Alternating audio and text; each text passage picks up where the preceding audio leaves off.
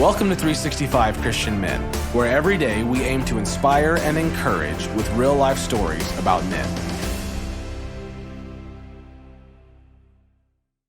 January 16th. Malcom, Gladwell. In 2013, Malcom published David and Goliath, Underdogs, Misfits, and the Art of Battling Giants.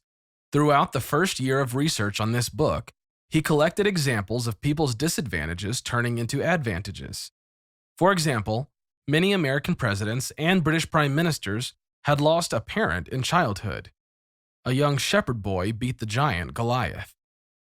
Malcom spent time in libraries and talking to social scientists, poring over research to find how this had happened. Today's story begins as Malcom meets the Derksens, whose daughter has just been murdered. Surely this disadvantage could never be turned into any kind of good. Turns out, it took more than 20 years for Candace's killer to be found.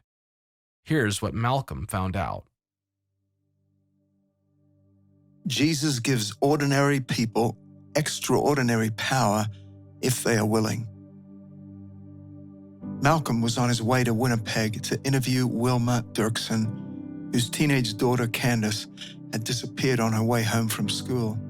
A week later, she was found, her hands and feet bound, but she was dead.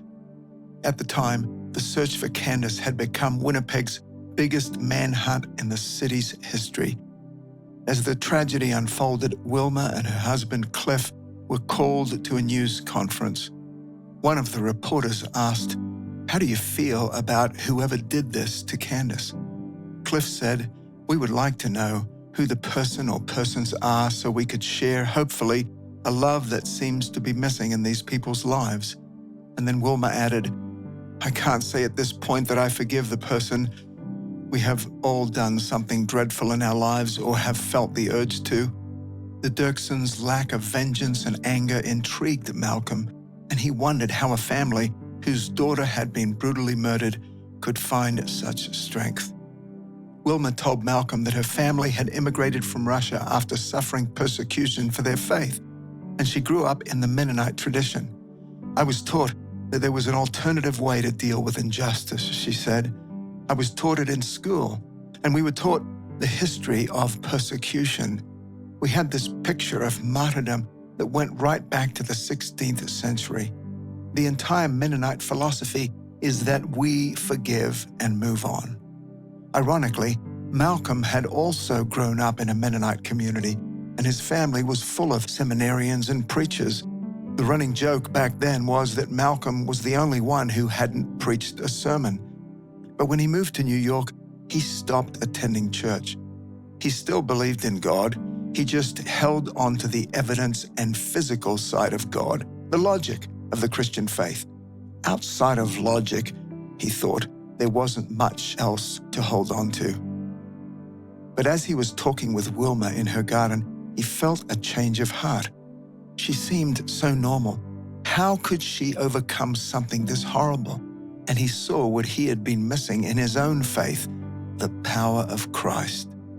It was one thing to read in a history book about people empowered by their faith, Malcom wrote, but it's quite another to meet an otherwise very ordinary person in the backyard of a very ordinary house who has managed to do something utterly extraordinary.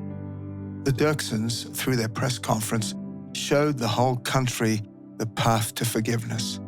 This could only be explained by the power of Christ at work within them. It was what Malcom had been missing. He knew he had his own journey to take. Just like the people in his interviews, he had been missing the power and beauty of the faith he grew up in. "Here I was writing about people of extraordinary circumstances," he wrote, "and it slowly dawned on me that I can have that too." Psalm 73:26 says, "My flesh and my heart may fail, but God is the strength of my heart and my portion forever." Do you see the power of God working in your life?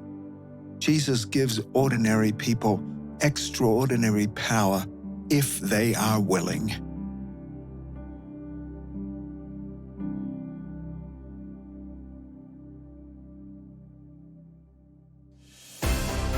Thank you for listening to today's story. Every day of the year, our hope is to inspire you with real-life stories of faithful men who have gone before us. Hebrews 12:1 says, "Therefore, since we are surrounded by so great a cloud of witnesses, let us lay aside every weight and the sin that so easily ensnares us. Let us run with endurance the race that is set before us." Join us tomorrow for another story at 365christianmen.com.